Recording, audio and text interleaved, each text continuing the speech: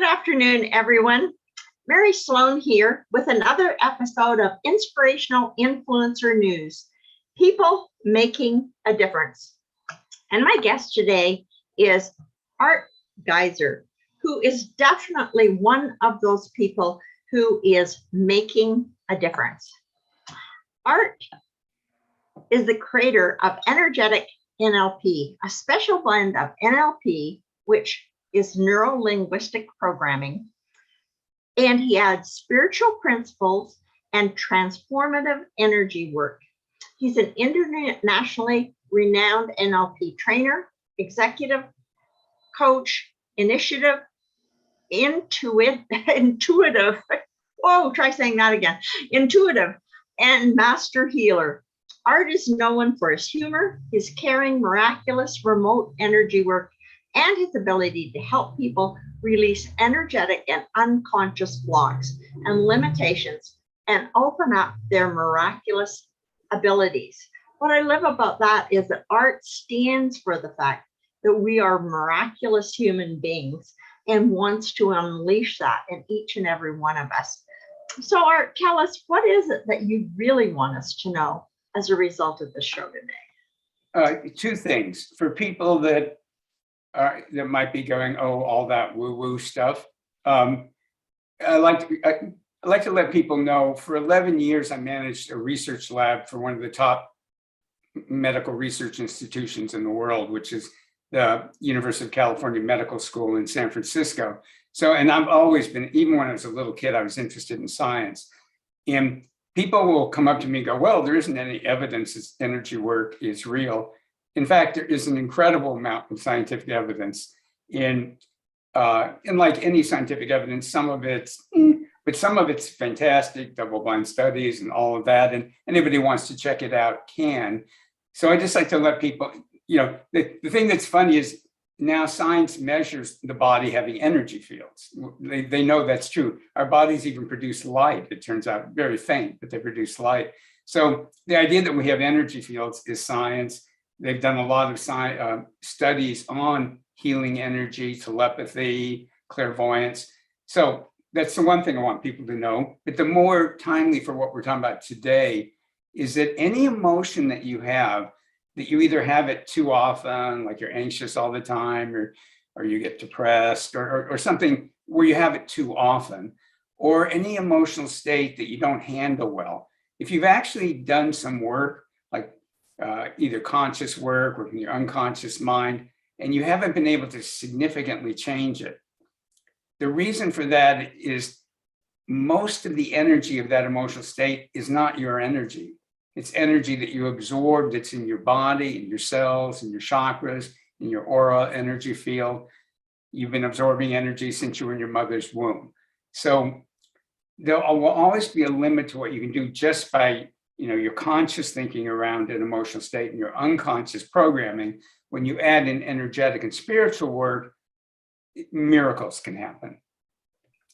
Well, and I have limited experience compared to what you have, other than personal experience, but it's got a lot to do too with your own beliefs and the fact that, yes, we have a lot of limiting beliefs.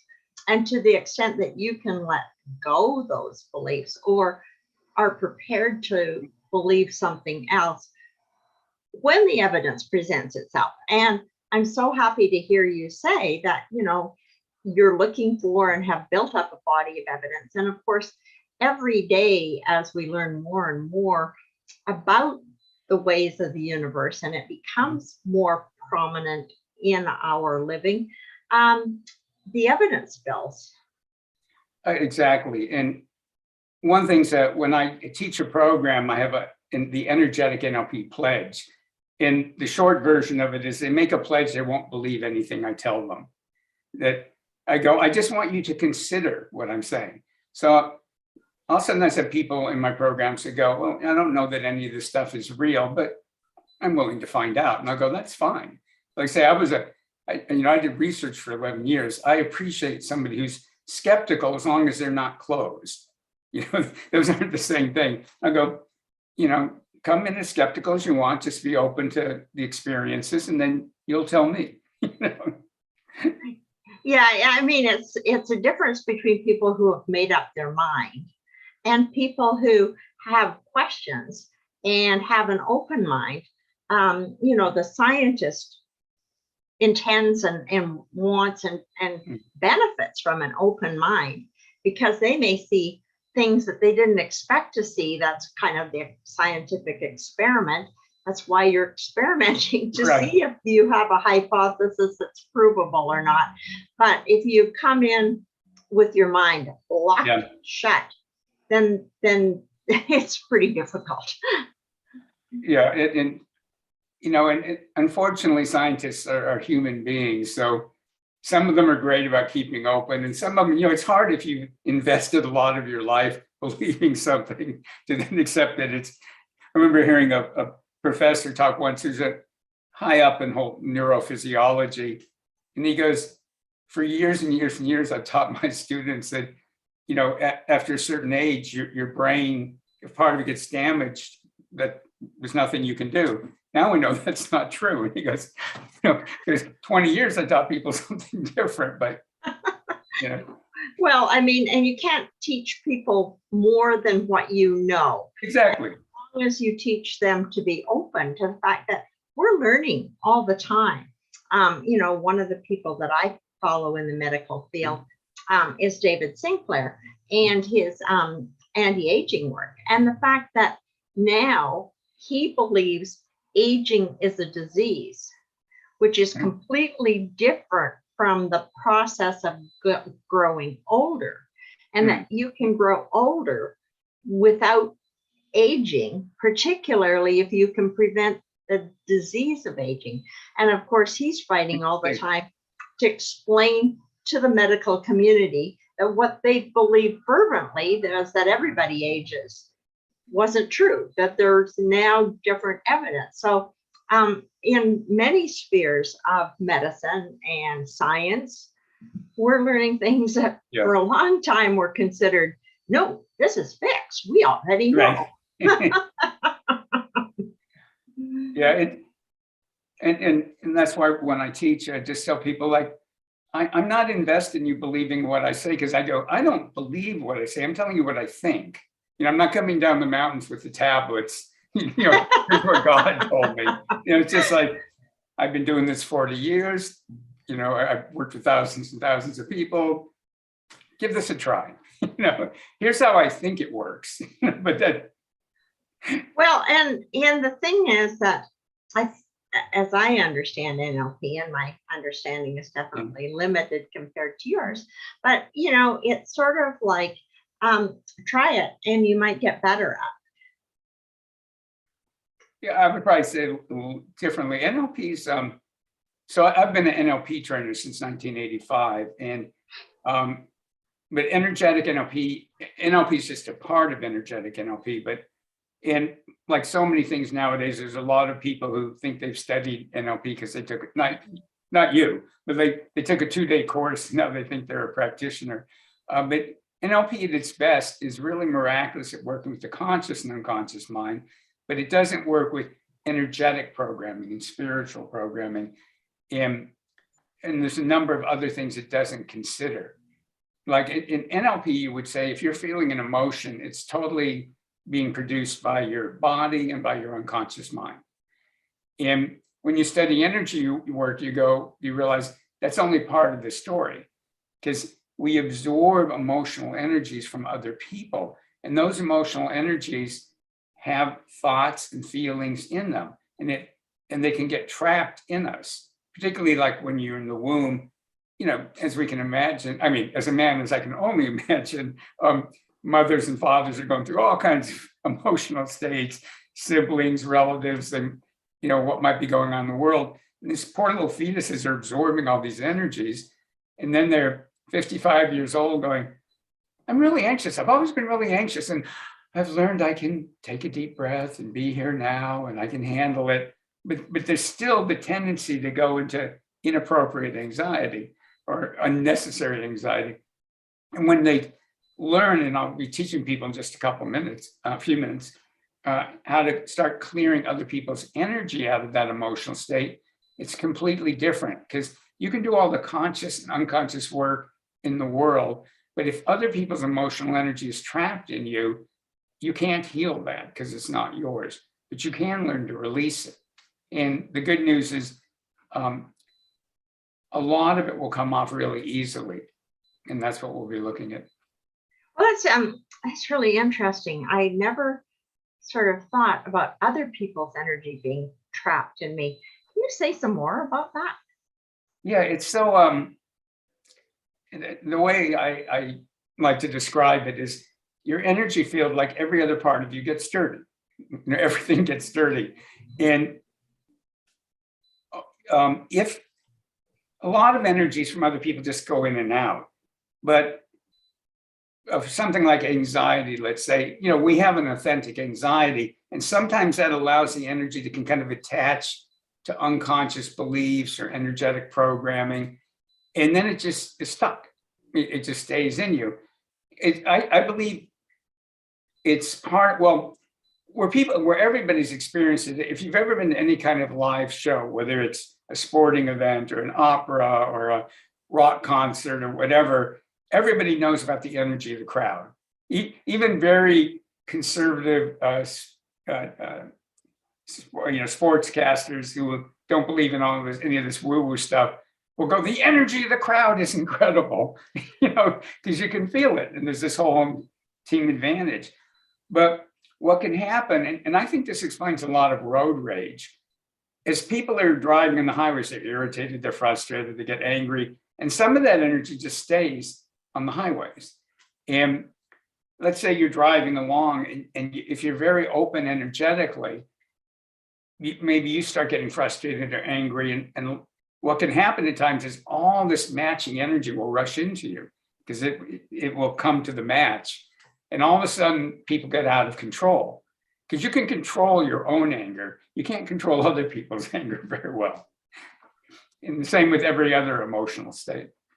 Wow, that's sort of scary, because if you take in the anger of an angry person, even though you normally are not an angry person, to think that you could kind of lose control because you're dealing with that's actually really, I find that a little scary. Yeah, I didn't want to believe it originally either. I am the master of my fate, the captain of my soul type. Now, the good news is once you know how it works, you can start clearing it. So we're not stuck with it. But in the absence, and like I say, some of the energy just moves through, but the part that sticks, it's kind of like Velcro. If you've got something that matches, it can stick. And it's sort of like when people first started learning about the unconscious mind, of like, oh, there's a part of me that I don't know what it is. And that was scary too. But then you realize, well, you can either be the victim of it or you can deal with it. And once you get over the energy thing, it's such a relief to people when they realize sometimes, like, oh, I do have some anger or grief or fear, but it's not anywhere near as intense as I thought it was. And my belief is people can always handle their authentic emotions. So that's what I help people. One of the things I help people with is having their authentic emotions. So does, like when you're at a funeral or something and the emotions seem to increase and increase, is that really a result of everybody's emotions kind of meshing with one another's? Yeah, and they're not necessarily going to stick. I mean, I don't want people to be afraid of that, but sometimes they do, and that's when the problems when you're in grief is it activates fear in other people and their own fears about death and dying, and often you start absorbing more of their. Well, I mean, yeah, it's a little unsettling to think that could happen, but it's almost better to know that it could happen, so that if it does happen, you know that it can be helped, as opposed to, oh, all of a sudden I'm really afraid of dying, which, as we get older, it's always more likely. Well, that's why, and sometimes people go, oh, this didn't used to bother me this much, or I never used to worry about this. But and that's why they always talk about, being careful about who you hang out with, because we all know when you're around active, happy people. And when I say happy people, it doesn't mean they have to be 24/7 happy, but basically positive people. It's a whole different experience. And if you're around a lot of people that are discouraged and resigned, we all know you're just going to, and they know in classrooms too, that, if you have a bunch of poor learners together, which isn't always a bad idea, I don't mean that, but they can start amplifying each other, and if teachers knew how to do this, they could teach the kids to start clearing the energy, or make a huge difference. So, Oh, wow. Interesting. but it also affects our goals in life, because a lot of our goals were programmed into us, even from past lives, but definitely from parents and friends and loved ones and kids, and everybody always has opinions about what we should be doing, and a lot of times they just pass through, and sometimes they get stuck, and then all of a sudden your thinking gets off. So it's your emotions and your thoughts, and there's layers of being able to do it. But if you want, I'll show you a real easy way to clear a significant amount of the energy.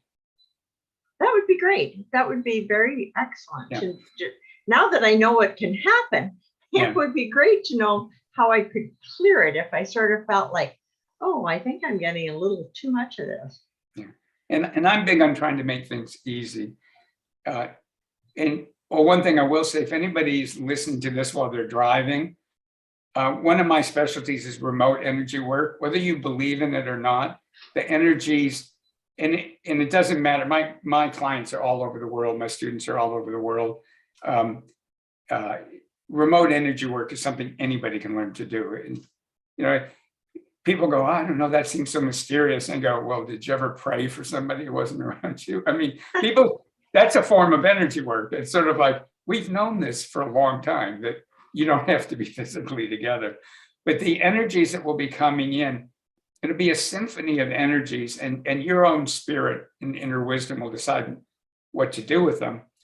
And some of them are very high frequency, and they're designed to get you to go inward, where you can clear blocks, not how you want to be when you're driving. So ideally not to do this while you're driving. More than ideally, like turn it off, either pull over or turn it off. Just don't do this. Yeah, not when you're driving or cutting vegetables or doing anything anything that needs your conscious outward attention. Don't do this.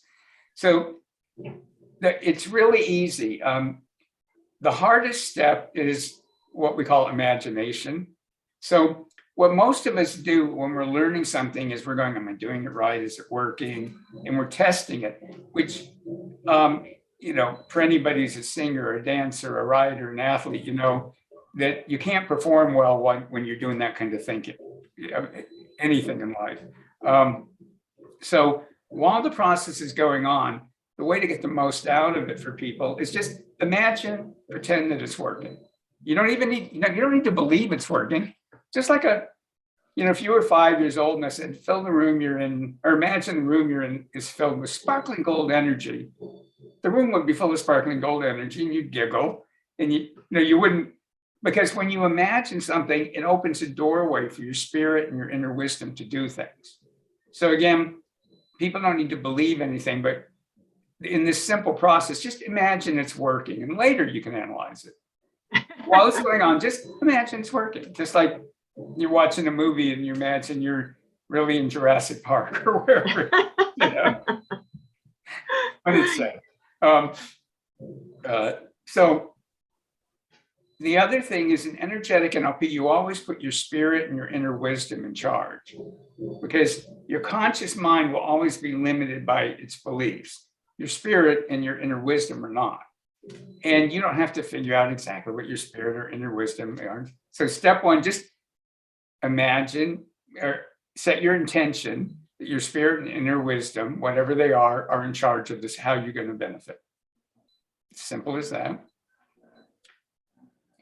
And then when this process goes on, give your spirit and inner wisdom 100% permission to remove other people's energies out of your emotions or goals or whatever people want to use. And we're not necessarily going after clearing all of the energies. We're just going to clear right now what goes easily. There's a few other things that we don't have time for me to explain in this short of a session when things get stuck. So just whatever goes easily, which will be a lot. And then think of a symbol. I always just imagine a ball of energy.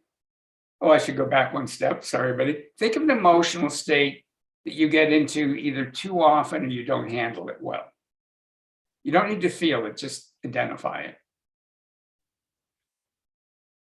And then put a symbol out in front of you that represents that emotional state and all the energy of it. And that symbol can be anything you want. It can be a pyramid, a cube. I always just see a little ball of energy. Some people like a flower or a tree. It doesn't matter. And then imagine a tube of energy is going from that symbol into the earth. And then give your spirit and your inner wisdom permission now to identify the energies that aren't really yours. So there's two types of energies going to be identified. Some of the emotional energy is yours, but it's from the past, so it doesn't belong in your body anymore. And a lot of the emotional energy will be other people's or groups' energies. So give your spirit and wisdom permission right now to evaluate it and figure out what's yours and what's not. So what's not yours, we're going to remove. What's yours, but from the past, we're going to remove. We're only going to keep what's authentic in the moment. And your spirit and your inner wisdom can figure all that out easily. Imagine a tube of energy going from that symbol into the earth. And then just imagine there's a whole like waterfall of energy moving through the symbol and washing out of it other people's emotional energy and your past emotional energy. And it's washing it into the earth down that tube. And then the earth just recycles it, turns it into pure energy.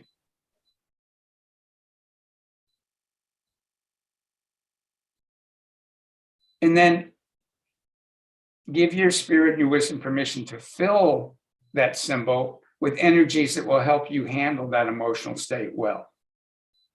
Not suppress it, help you handle it well. And just imagine it's filling up. Then you take the symbol back inside of you and reabsorb it.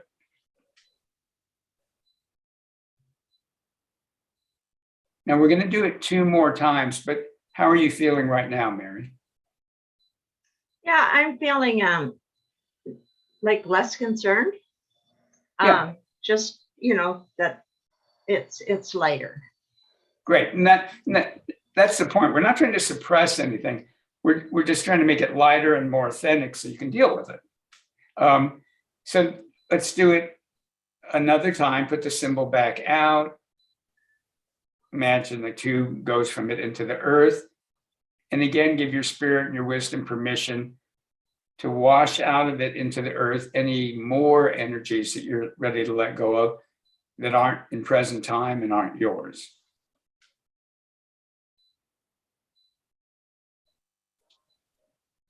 And then imagine again, your spirit and your inner wisdom are filling it up with energies that will help you work well with that emotional state. Bring it back in, absorb it again.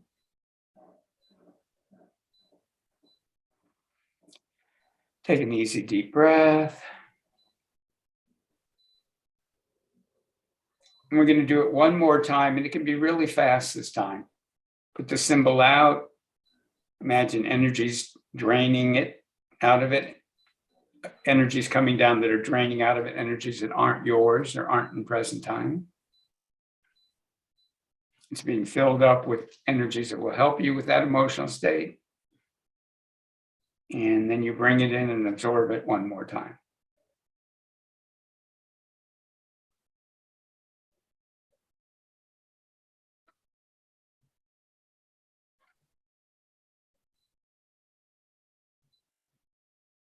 Great. And how are you feeling? Yeah, a lot more confident that I can, in fact, take on, what I saw as challenging before, that it will be successful. Fantastic. And when people can use this anytime, and again, it's not to suppress emotions, it's to authenticize them. Is there such a word? Make them authentic. Authenticize them. I like it if it's not real. Well, now it's yours. Now it's a geyserism. Oh, that's so funny because my students talk about geyserisms. That's funny. So, yeah, anytime, like I created this technique because I went through a period where I don't know what I was dreaming, but I'd wake up in the middle of the night and I was having sinus problems and I feel like I couldn't breathe and I'd be a little panicky. And then it was hard to get back to sleep. And finally I went, I should be able to come up with something easy to do. And I experimented around and came up with this. And if I woke up in the middle of the night, I'd just do this a few times. I'd calm right back down, go back to sleep. You can use it. Let's say you have a big meeting or sales call or presentation, you can, and if you're feeling, being a little nervous is fine, but if you're feeling too nervous, you can do this with the nervousness. Again, not to trying to get rid of all of it, but just to make it, authentic and usable.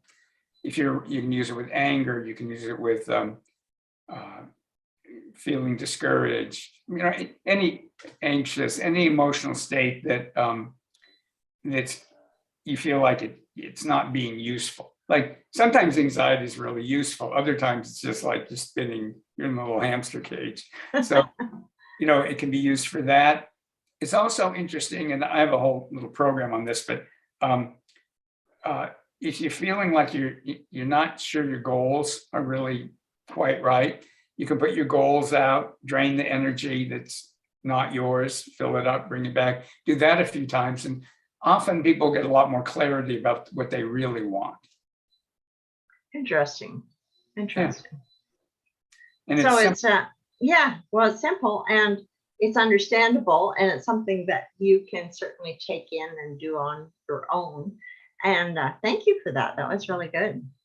And I'll just let people know that some energies won't leave that easily, and it's not hard to do the next steps, but just know that if some of the energies don't leave that easily, I have free programs and stuff where I talk about how to work with that. So, well, I just looked at my clock and I can't believe how time has flown by.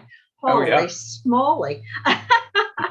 So perhaps you can tell us how people can get hold of you, and is there a website where we can find out more, or what's the best way to get in touch if we'd like to know how we can go deeper into this with you?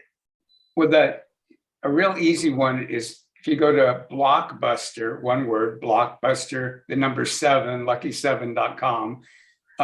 You can sign up there and you'll get 4 free videos that will take you through techniques that you can use that will allow you to release a lot more energies and do a lot more. You'll go through techniques that will help clear, it's a blockbuster, clear unconscious, energetic, and spiritual blocks. He says humbly, people tell me it's a fantastic program. I'm not going to argue with them. And that again is at blockbuster7.com.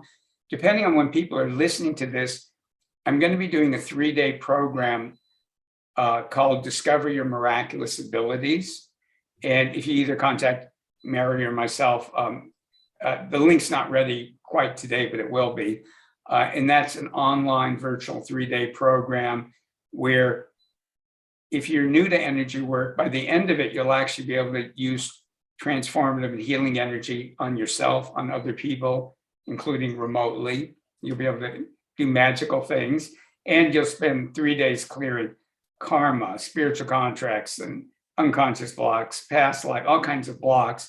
And you'll open up miraculous abilities that you didn't know you had. If you're an experienced energy worker, I've had people in the programs who've been doing energy work for 30 years, and somehow it expands their abilities. So whatever level you're at, it expands it, whether you're a newbie or experienced. And that's called Discover Your Miraculous Abilities. And we can add a link to that later. And if they sign up for Blockbuster 7, they'll hear about it. That sounds amazing. Well, I'm definitely going to be one who goes to Blockbuster 7. And that's blockbuster7.com and see what's there, because this is really interesting. And I didn't expect to be this interested. But, but I came I with like to hear that. That's good. But, well, and I came with some conceit about thinking I knew something about NLP and neuro-linguistic programming, but it was from a while ago and different and not energetic NLP. Yeah. So very different. So thank you so much. I definitely learned a lot, and I'm sure our listeners will definitely appreciate learning more. So thank you so much. And Oh, my we'll pleasure. look forward to seeing you some more. And by the way, Blockbuster7.com. you set a really nice energy field for this. Oh, thank you. Thank Facebook you. Lives. So thank you. I enjoyed it. It feels good. Oh, good. This was